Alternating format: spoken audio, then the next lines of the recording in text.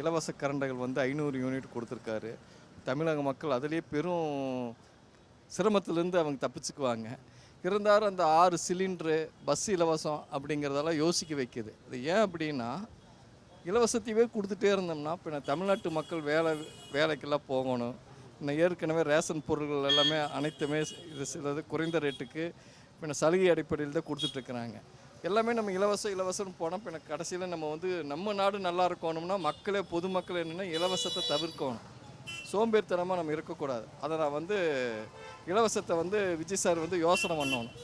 அதே மாதிரி அந்த கஞ்சா புழக்கங்கள், இந்த இளைஞர்கள் எல்லாம் அவர் பாராட்டி பேசியிருக்காரு. அதாவது கஞ்சா புழக்கத்திலேருந்து காப்பாற்ற வேண்டியிருக்காரு. அதுலையெல்லாம் அவரை நாங்கள் பாராட்டுறோம். அதே மாதிரி குற்றங்கள் நடக்காமல் பார்த்துக்கணும், கனிம வளங்கள் கடத்தாமல் பார்த்துக்கணும், கனிம வளத்தை வந்து நம்ம காப்பாற்றணும், ஆற்று மணல் கொள்ளையெல்லாம் தடுக்கணும். இவர் வந்து பேருக்கு சொல்லி போட்டு கடைசியில் அதே மாதிரி பழைய காட்சிகளே தொடர்ந்ததுன்னா அப்போ எல்லாம் போல் வழக்கம் போல் இந்த அரசு அமையுங்கிறத நம்ம சொல்கிறது.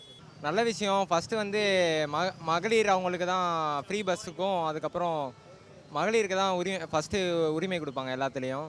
எல்லாமே நல்ல விஷயம். இனிமேல் எல்லாமே நல்லதாக நடக்கும். நமக்கான காலமாக இருக்கும். இனிமேல் மக்களுக்கான ஆட்சி இனிமேட்டு கரெக்டாக நடக்கும்னு நினைக்கிறேன்.